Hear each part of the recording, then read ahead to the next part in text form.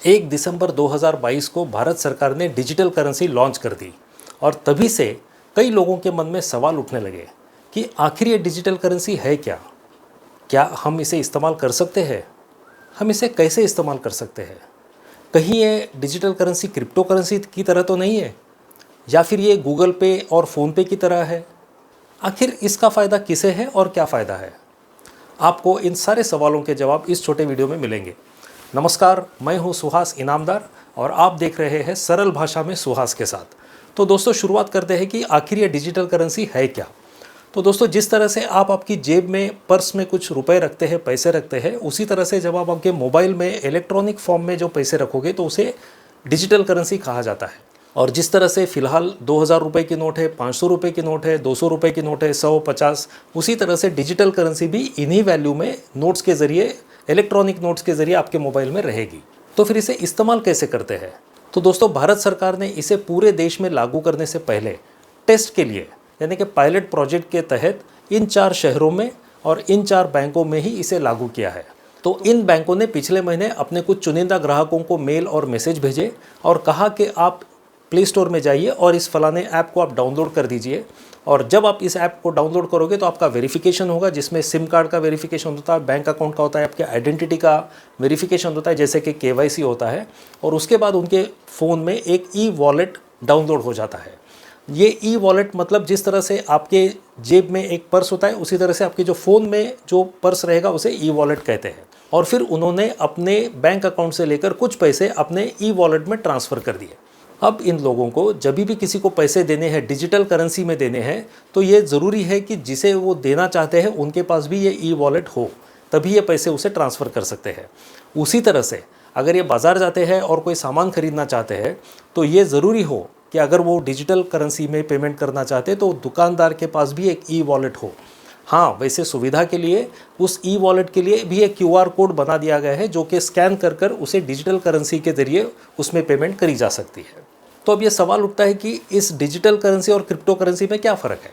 तो दोस्तों, इसमें 2 बड़े फ़र्क है। सबसे पहला फ़र्क ये है कि क्रिप्टो करेंसी एक कमोडिटी की तरह है, यानी कि जो सोना, चांदी, स्टील, सीमेंट, प्लास्टिक, गेहूँ, चावल, ये जिस तरह से पूरे कमोडिटी है जिनकी कीमत कम ज़्यादा होती है मार्केट में, उसी तरह से क्रिप्टो करेंसी की भी कीमत कम ज़्यादा होती है, लेकिन डिजिटल करेंसी की कीमत फिक्स्ड रहती है। जैसे अगर एक 100 रुपये की नोट डिजिटल करेंसी में है तो वो 100 रुपये की नोट 100 रुपये की ही रहेगी, वो कभी भी 101 या फिर 99 रुपये की नहीं होगी।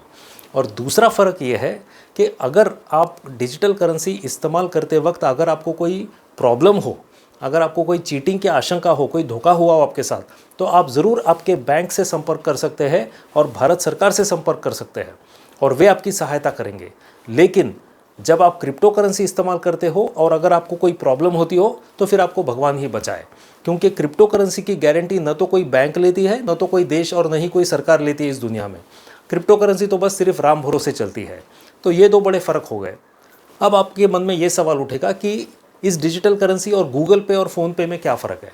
तो दोस्तों, इसमें 2 बड़े फ़र्क है। सबसे पहला फ़र्क तो यह है कि आपका हर गूगल पे और फ़ोन पे का अकाउंट जो है वो किसी बैंक अकाउंट से लिंक्ड होता है, लेकिन ये डिजिटल करेंसी आपका सिर्फ ई-वॉलेट जो होता है ये किसी भी बैंक अकाउंट से कहीं पे भी लिंक नहीं होता है। जिस तरह से आपके जेब में पैसे होते हैं उसी तरह से इस ई-वॉलेट में होते हैं। आपके जेब में पैसे अगर मान लो आज 5000 रुपये है तो वो किस बैंक से निकाले, कहाँ से निकाले, कब निकाले, इसका रिकॉर्ड किसी के पास नहीं होता है। उसी तरह से आपके पास ई-वॉलेट में पैसे कहाँ से आए, कौन से बैंक से आए, ये किसी को कोई पता नहीं होता, इसका कुछ नहीं होता है। और दूसरा फ़र्क ये है कि आपका हर गूगल पे और फ़ोन पे पे किया हुआ ट्रांजैक्शन बैंक स्टेटमेंट में रिफ्लेक्ट होता है, यानी एक ऑडिट ट्रेल बन जाता है। लेकिन इस ई-वॉलेट में डिजिटल करेंसी के ज़रिए जो भी आप लेन देन करते हैं उसका रिकॉर्ड कहीं पे किसी के पास भी नहीं होता है, इसका कोई ऑडिट नहीं हो सकता है। तो ये 2 बड़े फ़र्क हो गए इसके अंदर। तो अब ये सवाल उठता है कि इस डिजिटल करेंसी का फ़ायदा क्या है?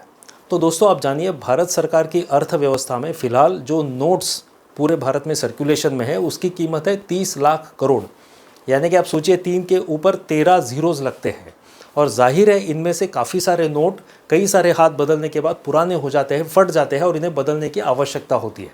तो आप सोचिए कि रेगुलरली हमें फटे पुराने नोट को डिस्ट्रॉय करके नए नोट प्रिंट करने में एक बहुत बड़ा खर्चा उठाना पड़ता है। तो वो खर्चा बचाया जा सकता है अगर हम डिजिटल करेंसी पे शिफ्ट होते हैं।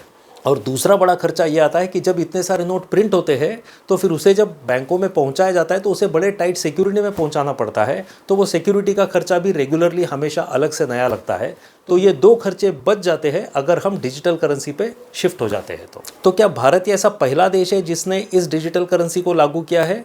नहीं दोस्तों, आज की तारीख में 10 ऐसे देश हैं जिन्होंने डिजिटल करेंसी को ऑलरेडी लागू कर दिया है और बहुत सही तरीके से चल रहा है, और ऐसे 100 अलग अलग देश हैं जिनमें ये डिजिटल करेंसी लागू करने की प्रक्रिया लगभग पूरी हो चुकी है, जिसके अंदर रशिया और चाइना का नाम बहुत आगे है। आने वाले कुछ ही दिनों में या महीनों में रशिया और चाइना में भी ये डिजिटल करेंसी लागू हो जाएगी। तो दोस्तों, क्या आप भी उत्सुक है डिजिटल करेंसी इस्तेमाल करने के लिए? तो आपके लिए खुशखबरी है, भारत सरकार ने इस पायलट प्रोजेक्ट के सक्सेस के बाद जो फेज़ 2 होता है, यानी नेक्स्ट फेज़ में इसे लागू करने के लिए इन सारे शहरों को चुना है और इन शहरों में इन बैंकों को चुना है। तो अगर आप इन शहरों में रहते हो और अगर आपका खाता इन बैंकों में है तो आप उम्मीद कर सकते हैं कि आपको जल्दी ही आपकी बैंक से कोई मैसेज और मेल आएगा और आपको बताया जाए कि आप भी ई-वॉलेट डाउनलोड कर दीजिए और फिर आप डिजिटल करेंसी को इस्तेमाल करना चालू कर सकते हैं। दोस्तों, उम्मीद करता हूं कि आपको सारे सवालों के पर्याप्त जवाब इस वीडियो में मिल गए होंगे।